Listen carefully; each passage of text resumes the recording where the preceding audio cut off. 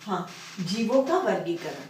अब जीवों का वर्गीकरण जैसा कि मैंने अभी आपको बताया कि जीवों की समानताओं और विविधताओं के अकॉर्डिंग ही उनको कैटेगराइज करा गया है और समूहों में बांटा गया है, यानी उनका समूहीकरण किया गया है।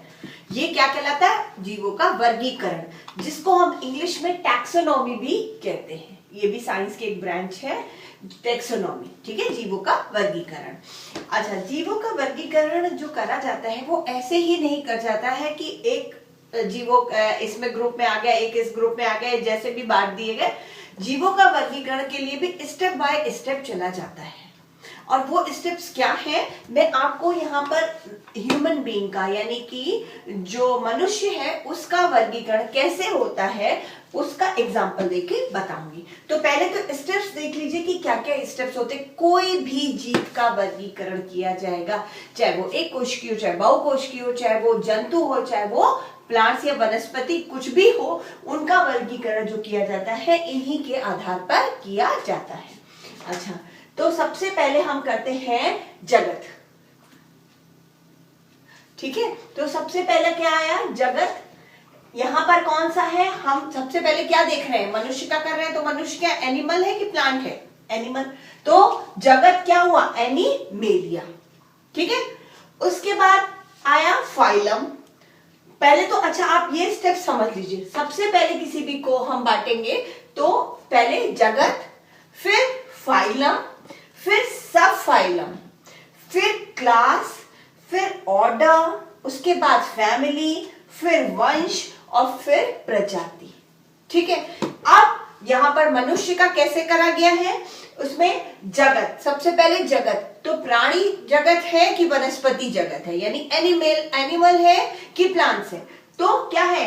एनिमल। तो एनिमेलिया। ये क्या है?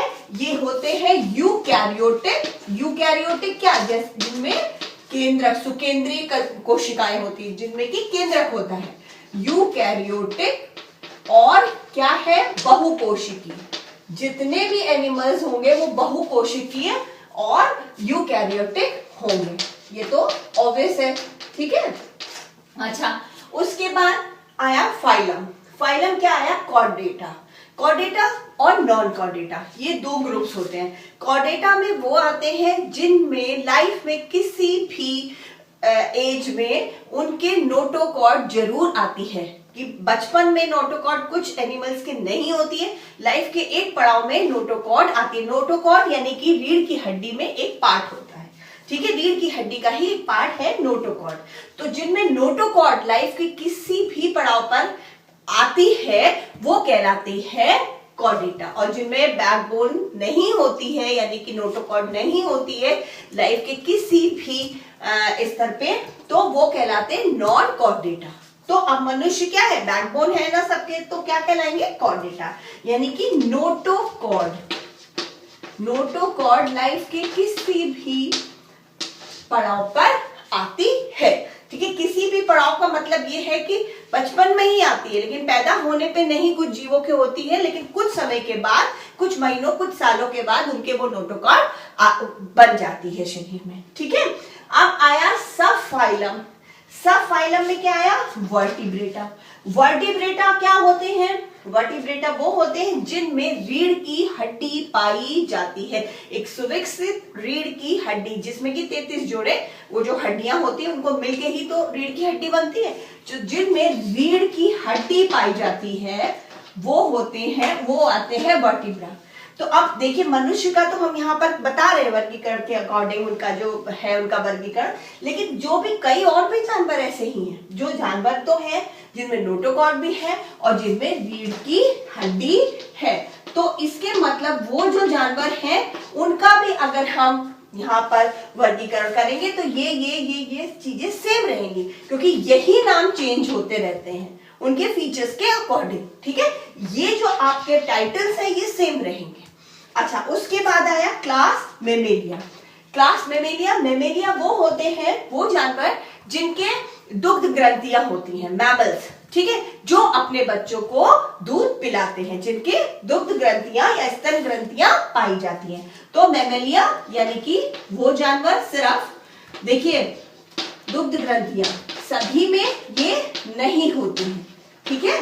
तो यहां तक कुछ डिस्ट्रीब्यूशन जो यहाँ पर वर्गीकरण है वो सेम भी आ सकता है, यहां से चेंज हो जाता है कुछ एनिमल्स का, ठीक है।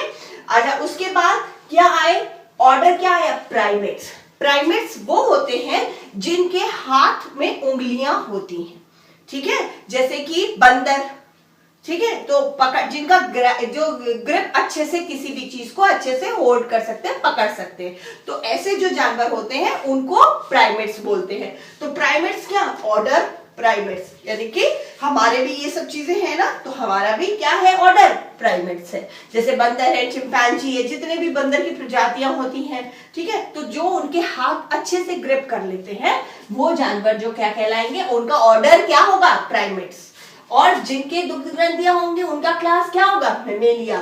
सब फाइलम क्या होगा, जिनके रीढ़ की हड्डी होगी, वर्टिब्रेटा, ठीक। इन सब का ही सेम होगा, जिनमें ये फीचर्स होंगे, ठीक है। लेकिन क्रम यही चलेगा कि पहले जगत, फिर फाइलम, फिर सब फाइलम, फिर क्लास, फिर ऑर्डर, ठीक है। तो प्राइमेट्स यानी कि जिनमें हाथों में उंगलियां होती हैं, उनके बहुत अच्छे से हाथ डेवलप होते हैं, जिनमें ग्रिपिंग अच्छे से किसी भी चीज को होल्ड कर सकते हैं वो, ठीक है। तो हाथों में अंगुलियां पाई जाती हैं, ठीक है। अच्छा, उसके बाद क्या आया, फैमिली होमोनिड। होमोनिड जो है वो एक ऐसा फीचर है जो आदि मानव में तो पाया जाता था, लेकिन अब वो धीमे धीमे खत्म हो गया है, ठीक है। तो ये आदि मानव में पाई जाने वाली एक विशेषता है जो अब मानव में नहीं दिखती है, ठीक है, आदि मानव में। फिर वंश हमारा क्या हो गया, होमो, और प्रजाति हमारी हो गई सैपियंस। हाँ, वंश क्या है, होमो, और प्रजाति क्या है, सैपियंस। सैपियंस मतलब बुद्धिमान व्यक्ति, बुद्धिमान जीव, यानी कि जो अपनी बुद्धि का प्रयोग करके अब कोई भी डिसीजंस यानी कि लेने में सक्षम होता है, बाकी के एनिमल्स ऐसे नहीं कर पाते हैं। तो मनुष्य जो है वो, उसका वंश क्या है, होमो, और प्रजाति क्या है, सैपियंस। अब हम इसी चैप्टर में आपको मनुष्य के वैज्ञानिक नाम के बारे में भी बताएंगे, यानी कि द्विनाम पद्धति, नामकरण के बारे में भी बताएंगे। और वो जो नामकरण होता है वो वंश और प्रजाति का जो नाम होता है उसको मिलाकर किया जाता है, जिसमें कि पहले वंश का नाम लिखा जाता है और फिर प्रजाति का नाम लिखा जाता है। और इंग्लिश में इनको जो कर्सिव राइटिंग होती है, जो टेढ़े अल्फाबेट्स बना के उनको फिर वैसे लिखा जाता है। तो अब मनुष्य का नाम अगर हम लिखेंगे वैज्ञानिक नाम तो क्या होगा, पहले वंश का नाम फिर प्रजाति का नाम। इसी तरीके से कोई भी जीव जो जंतु होता है उनका जो वैज्ञानिक नाम होता है वो ऐसे ही लिखा जाता है, पहले हम उनका वर्गीकरण करते हैं, फिर उनका वंश का नाम और प्रजाति का नाम मिला के जो है उनका वैज्ञानिक नाम मतलब बन जाता है। तो मनुष्य का वैज्ञानिक नाम क्या होगा, पहले हमने क्या कहा, वंश का नाम आता है और फिर प्रजाति का नाम आता है। तो मनुष्य का वंश का नाम क्या है, होमो, ठीक है, होमो है। और फिर इसका प्रजाति का नाम क्या है, सैपियन,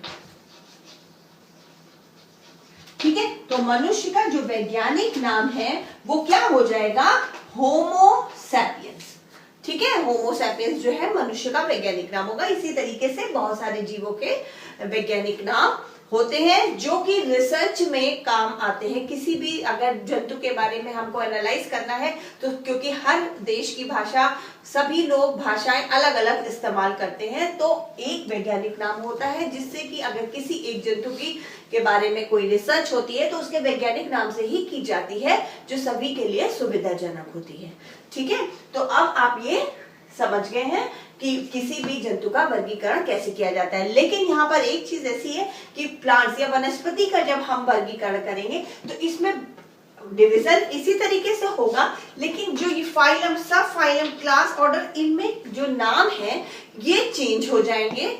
इन प्लांट्स के लिए अलग नाम रखे जाते हैं कि डिविजन्स, ऐसे करके नाम चेंज हो जाएंगे। ये नाम जो है मुख्यतः जीवों यानी जंतुओं के वर्गीकरण में ही, जगत, फाइलम, सब फाइलम, क्लास, ऑर्डर, फैमिली, वंश, इसमें से कुछ नाम तो आपको वनस्पति के वर्गीकरण में भी रखे जाएंगे, लेकिन कुछ नाम दूसरे नाम से रिप्लेस हो जाते हैं जब हम किसी प्लांट्स का वर्गीकरण करते हैं। वो हम आपको अपने नेक्स्ट वीडियो में बताएंगे, ठीक है। Thank you.